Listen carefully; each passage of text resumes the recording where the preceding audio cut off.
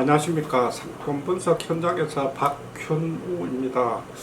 오늘은 그 별내선이 이제 공사 이제 10년 만에 이제 이번 8월 15일 날 개통이 되었다는 기사가 나와서 지하철이나 이제 광역 철도가 그 상권에 미치는 영향에 대한 이야기를 한번 해보겠습니다.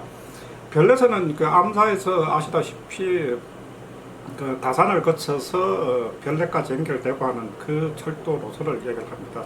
그 암사에서 연결되고 하는 부분들은 별내선으로 이야기를 하지만 실제로 이제 8호선 연장선으로 볼 수 있습니다. 그런데 이제 이 시기에 실제로 그 8호선, 별내선의 개통에 대한 부분들을 가장 많이 홍보에 이용을 했던 그 지역이 이제 다산 신도시와 별내 신도시입니다. 별내 신도시인데 실제로 이제 그 시기에도 이야기했던 게 그 개통이 되면은 잠실까지 뭐 한 20분, 25분 정도만 하면 충분히 도착하기 때문에 도심 접근성이 좋아서 상권이 상당히 좋아질 거다. 뭐 이런 이야기를 했습니다. 그런데 실제로 이제 8월 10일 날 개통이 된다고 이제 뉴스가 나오자마자 이제 별내와 이제 다산 신도시 쪽에 이제 아파트 가격이 상당히 이제 많이 올랐다고 합니다.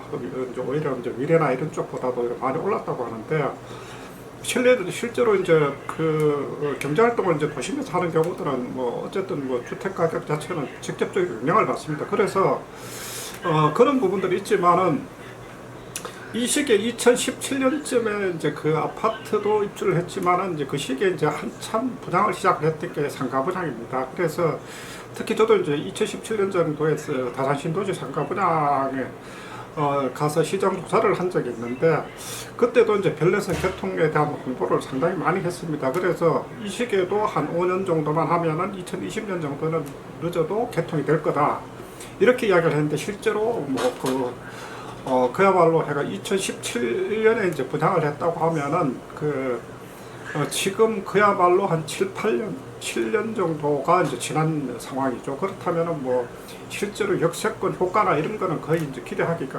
어려워졌던 그런 상황으로 볼 수가 있습니다. 그리고 이제 두 번째는 GTX-A 노선인데 GTX-A 노선에 대한 부분들이 처음 언급됐던 것은 이제 2007년도입니다. 2007년도인데 실제로 공론화가 시작된 거는 이제 그 김문수 도지사가 이제 그 도지사 선거에 나오면서 이제 아마 제가 알기로는 공약사항으로 이제 실제로 이야기를 해서 늦어도 2010년도 초반에는 공사를 시작을 해서 2016년이나 17년쯤 개통을 한다는 그런 생각을 했었는데 실제로 이제 이 GTX 노선 자체도 실제 착공 자체도 늦어졌지만은 지금 개통 자체도 수서에서 동탄까지 일부 구간만 지금 현재 개통이 되었습니다. 그래서 이용객 자체가 현재 떨어져서 이제 실제로 이제 기대했던 효과가 크지 않다 뭐 이런 이야기도 하는 것 같습니다. 그리고 이제 세 번째는 용인 경전철 사례인데 지금 현재 경전철이 서울에도 이제 몇 군데가 됩니다. 그래서 경전철 부분들을 한번 살펴볼 필요가 있는데 용인 경전철은 2005년도에 착공해서 2013년도에 개통이 됐습니다. 그때 당시에 이제 저도 용인 포곡이나 이쪽 상권 조사를 진행을 하면서 그 당시에 이제 상가 현장에서는 이제 경전철 역세권에 대한 이야기를 했었는데 실제로 용인 경전철 같은 경우는 예상 기간보다도 상당히 늦어졌습니다. 이 부분들은 제가 알기로는 진행 중에 이제 아마 토지 문제나 이런 부분들을 100% 해결하지 못해서 아마 소송이나 이런 부분들이 여러 가지 부분들이 복합적으로 작용을 해서 많이 늦어졌다고 늦어졌다고 이야기를 합니다.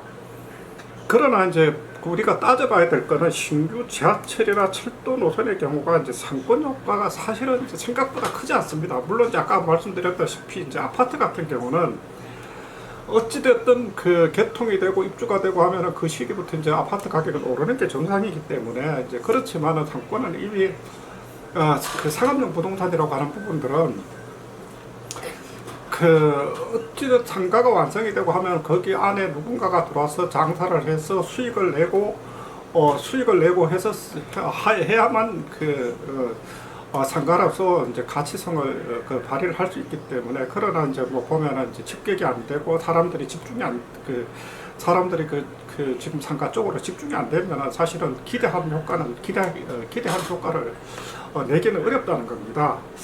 그렇다면 이런 부분들이 왜 그런 생각만큼 해가지고 성권의 유발 효과를 나타내지 못할 것인지를 한번 살펴볼 필요가 있는데, 첫 번째는 우리가 앞에서 말씀드렸다시피 신규 노선이 이제 개통이 발표가 되고 나면은 아파트 가격뿐만 아니라 상업용 부동산도 그 기대 효과 때문에 실제로 가격은 초반에는 오르게 마련인데, 이게 이제 그 착공을 하고도 실제로 정상적으로 착공이 돼서 이제 공사가 진행이 된다 하더라도 빨라야 이제 지하철이나 철도는 5년입니다. 5년인데, 이 과정에서 이제 앞서 말씀드렸다시피 이제 소송이나 뭐 예를 들어서 중간에 이제 땅을 파다가 문화재가 나오거나 문화재 발굴이나 예상하지 못했던 난공사가 있을 때는 이거 시일을 예측을 할 수가 없습니다. 그래서 이제 이런 부분들 때문에 실제로 지금 앞서 말씀드렸던 GTX 노선이나 그리고 별내선 그리고 용인 경전철 같은 경우도 모두 시간이 이제 상당히 늦어졌다는 거죠. 이런 부분들은 기본적으로 공기 자체가 지켜지지 않아서 이제 나타나는 문제입니다. 실제로 지금 보면은 뭐 GTX 노선 같은 경우도 지금 음마아파트 같은 경우도 지하에 도심을 지나가고 하면은 지상에 이제 아파트가 있고 하는 경우들은 실제로 이제 아무래도 진동이나 이런 여러 가지 복합적인 부분 때문에 또 반대하거나 소송이나 뭐 이런 부분들이 나타날 수밖에 없습니다. 그래서 이 부분들은 뭐 좋다 나쁘다 이야기하기 전에 이거는 결국은 이제 그분들의 이제 개인적인 재산적인 가치이기 때문에 제가 뭐라고 이야기하기는 어렵지만 어찌되었든 공사 자체가 늦어진다고 하면은 기대했던 효과는 기대했던 효과만큼은 나타나지 않는다는 말씀을 드릴 수가 있습니다. 두 번째는 이제 개통 이후에도 이제 실제로 상권 형성에는 많은 시간이 걸립니다. 예를 들어서 이제 GTX A 노선 같은 경우도 이렇게 전 구간 개통이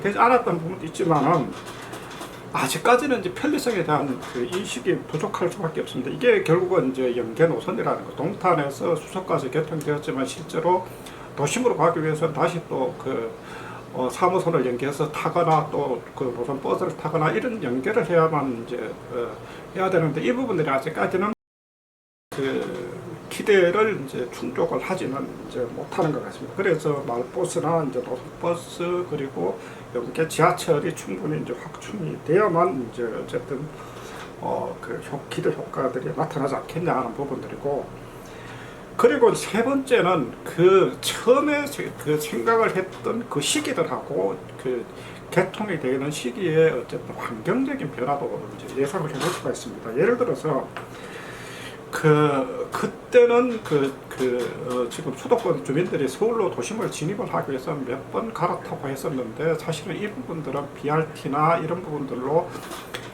직행 버스 노선을 바로 갈 수 있는 노선들이 많이 생기면서 실제로 오피스에서 주거지까지 가는데 한 번에 이제 직행 버스를 이용하면 갈 수 있기 때문에 굳이 이제 빠른 속도를 낸다 하더라도 이제 GTX를 탈 이유가 아직까지는 없다고 하는 부분들이 아마 크게 작용하지 않았나 하는 생각을 합니다. 물론 이제 이게 뭐 도심에 이제 다 서울역까지 개통되고 운전까지 개통이 된다면은 실제로 편리성이 높아지기 때문에 아마 이용객가 늘어날 겁니다. 그러나 이제 이런 부분들은 시간적인 부분들이 어느 정도는 이제 지나야 한다는 부분들을 말씀을 드릴 수가 있을 것 같습니다. 그리고 네 번째는 우리가 항상 지하철이나 이제 열차 개통에 대한 부분들을 이야기를 할 때, 역세권 효과를 이야기를 할 때 사실은 간과하고 하는 부분들이 일반적인 수도권 지하철하고 비슷하다고 생각을 하는 겁니다. 무슨 이야기냐면은 실제로 수도권 지하철 같은 경우는 이제 뭐 그야말로 2, 3분 단위로 이제 한 대가 지하철이 이제 들어오게 됩니다. 그러면은 여기서 그만큼 이용객이 많다는 거죠. 그러면은 이용객이 많으면은 그 앞쪽에 상권이 형성될 수밖에 없는데, 수도권 외부로 가고 하는 부분들은 그 주변에 실제로 주거지에 이제 사람들이 생각보다 많지는 않습니다. 그렇다 보니까 출퇴근 시간에는 이제 구간 빈번하게 운영이 되지만 낮 시간대는 사실은 굉장히 틈이 깁니다. 그러면은 실제로 지역 주민들이나 이 사람들이 굳이 지하철 역사까지가 있는 주변에 이제 상가 쪽으로 이동을 할 이유가 별로 없습니다. 그렇기 때문에 운행 횟수가 충분하지 않으면은 상권 형성도 사실은 이제 쉽지 않다고 하는 부분들을 이제 말씀을 드릴 수가 있고, 그리고 이제 다음은 다섯 번째는 이제 보면은 특히 경전철 같은 경우는 보면은 지금 용인 경전철이나 의정부 경전철 같은 경우도 보면은 보통 한 2대 정도 달고 다닙니다. 그래서 저도 이제 그때 용인 포국에서 상권 조사할 때 그쪽 상가 분양사한테도 이야기를 했던 게 2대를 달고 다녀서는 집계 효과가 안 나타난다. 그래서 상권 형성이 되지 않을 거라고 말씀을 드렸는데, 실제로 보면은 경전철 한 대에 이제 수용할 수 있는 인원하고, 그리고 버스가 오히려 해가지고 2세대 빨리 다니고 하는 때는 오히려 이제 버스 노선에서 버스 노선이 많이 다니고 하는 쪽에 상권 형성이 되는 게 정상이거든요. 그러면은 경전철 쪽에 이제 실제로 빈번하지도 않고, 그리고 이제 불과 이제 2대 정도를 달고 다녀서는 사실은 상권 효과가 나타나지 않는다고 하는 부분들을 이제 말씀을 드릴 수가 있고, 그리고 지금 수도권 외부에도 이제 새로운 노선들이 많이 생겼습니다. 그리고 연장 노선도 생겼고, 예를 들어서 7호선 같은 경우도 이제 7호선 보면은 지금 의정부를 지나가고 하는 노선들에서 한때 이제 보면은 노선을 계획을 하고 나서 나중에 이제 국회의원 선거하고 그리고 단체장 선거하고 할 때 공약사항이 뭐냐면은 7호선의 밀락역 자체를 밀락지구 안쪽으로 이제 가져오겠다고 그렇게 공약을 했는데, 저는 이제 그렇게 현실적으로 불가능하다고 생각을 했던 게 생각을 했었습니다. 이것은 보면은 이제 어쨌든 새로운 지하철을 만들고 역사를 만들고 할 때는 가장 크게 이제 생각을 할 수밖에 없는 게 이제 투자되는 투자비죠. 그러니까 투자비에는 건축비도 있겠지만 토지 보상비가 있습니다. 그러다 보니까 주로 이제 교외로 나가고 하는 부분들은 그래서 이제 보면은 공공부지 쪽으로 많이 지나갑니다. 특히 하천부지에 위에다가 이제 노반을 놓고 이제 철도를 다니게 하는 방법들, 이러면 결국은 이제 보상비가 따로 들지 않고 건축비만 들기 때문에 실제로 그런 부분들이 있습니다. 그래서 역사는 실제로 도심보다는 이제 교외에 많습니다. 그래서 이제 이거는 결국은 이제 노선 새로운 노선을 만들고 연장 노선을 만들 때 이제 비용 부분들이 많이 들기 때문에 교외로 갈 수밖에 없다. 그러면은 실제로 이제 지하철을 이용을 할 때만 사실은 간다는 거죠. 그러면은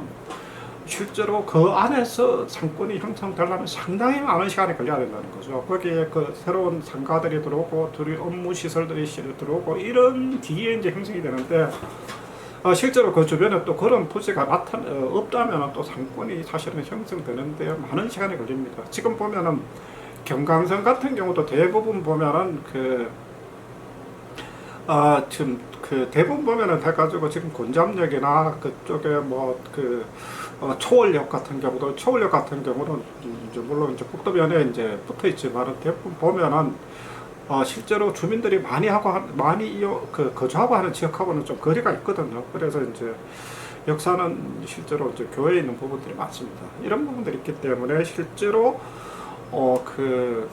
새로운 철도나 지하철이 이제 계획이 되고 했을 때는 처음에 기대는 많이 합니다. 기대는 많이 하는데 이게 또 개통이 되고도 개통되는데 과정까지도 시간이 많이 걸리지만은 개통이 되고 나서도 그 부분들의 어느 정도 인식이 개선이 되고 주변에 다른 또 연계될 수 있는 부분들이 많이 나타나기 전까지는 상권 형성에서는 사실은 상당한 시간이 걸린다는 그런 말씀을 드릴 수가 있을 것 같습니다.